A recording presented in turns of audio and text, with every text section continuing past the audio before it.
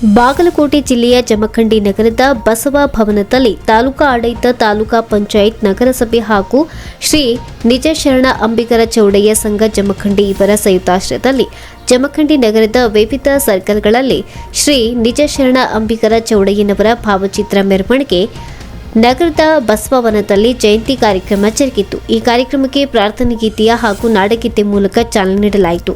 ಇನ್ನು ಈ ಕಾರ್ಯಕ್ರಮದ ದಿವ್ಯ ಸಾನ್ನಿಧ್ಯವನ್ನ ಗೌರಿಶಂಕರ ಶಿವಾಚಾರ್ಯ ಮಹಾಸ್ವಾಮಿಗಳು, ಕಲ್ಯಾಣಮಠ ಕುಂಬಾರಗಲ್ಲಿ ಜಮಖಂಡಿ ಅಧ್ಯಕ್ಷತೆ, ಸದಾಶಿವ ಮಂಕೋಜಿ ತಹಸೀಲ್ದಾರರು, ಅಧ್ಯಕ್ಷರು, ಜಯಂತಿ ಉತ್ಸವ ಜಮಖಂಡಿ ಇದ್ದರು.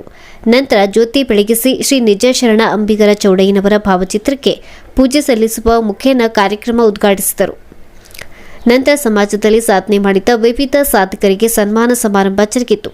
ನಂತರ ಸದಾಶಿವ ಮಂಕೋಜಿ ತಹಸೀಲ್ದಾರರು ಹಾಗೂ ಅಧ್ಯಕ್ಷರು, ಜಯಂತಿ ಉತ್ಸವ ಸಮಿತಿ ಜಮಖಂಡಿ ಮಾತನಾಡಿದರು.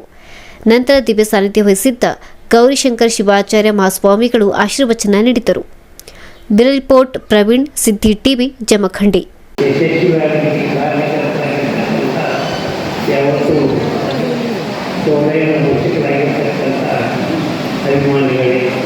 ಈ ಒಂದು ಕಾರ್ಯಕ್ರಮದಲ್ಲಿ ಪಾಲ್ಗೊಂಡಿರ್ತಕ್ಕಂಥ ಪತ್ರಿಕಾ ಪ್ರತಿನಿಧಿಗಳಿಗೆ ನಮಗೆಲ್ಲ ಶರಣಾರ್ಥಿಗಳು.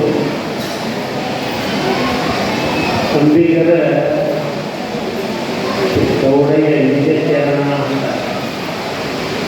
ಶರಣನವ್ರು ಭಾಳ ಮಾಡಿದ್ದಾರೆ.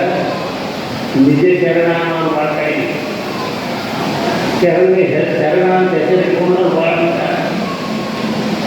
ಆದರೆ ನಿಜವಾಗಿರ್ತಕ್ಕಂಥ ಶರಣ ಅಂಬಿಗರ ಚೌಡಯ್ಯ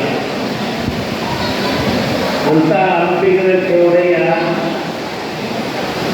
ಹಾವೇರಿ ತಾಲೂಕು ಜಿಲ್ಲೆಯ ರಾಣೆಬೆನ್ನೂರು ತಾಲೂಕಿನ ಚೌಡರಾಮಪುರ ತುಂಗಭದ್ರಾ ನದಿಗೆ ಅವರಿಗೆ ಅವರ ತಂದೆ ತಾಯಿಗಳ ಆಶೀರ್ವಾದದಿಂದ ಅವನು ಜನಿಸಿ ಅವರ ಉದ್ಯೋಗ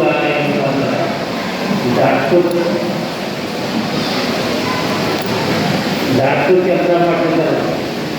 ಯಾರ್ಯಾರು ಸಂಸ್ಥಾಗಲ್ಲ ಅವ್ರು ಡಾಕ್ಟರ್ ಡಾಕ್ಟರ್ ಭಾಳ ಕಡಿಮೆ, ಕೆಲವೊಬ್ಬರು ಮಾಡ್ತಾರೆ.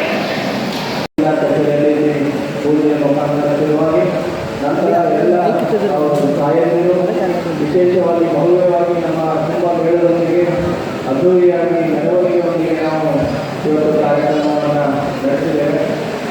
ಈ ಒಂದು ಕಾರ್ಯಕ್ರಮಗಳು ಈಗಾಗಲೇ ನಮ್ಮ ಪ್ರಾಸ್ತಾವಿಕ ಭಾಷಣದಲ್ಲಿ ಮನೆ ಹೇಳಿದಾಗೆ ಜಯಂತಿಗಳನ್ನು ಆಚರಿಸಬೇಕು. ಅದರ ಉದ್ದೇಶಗಳು ಬೇರೆ ಬೇರೆ ಇರ್ತದೆ.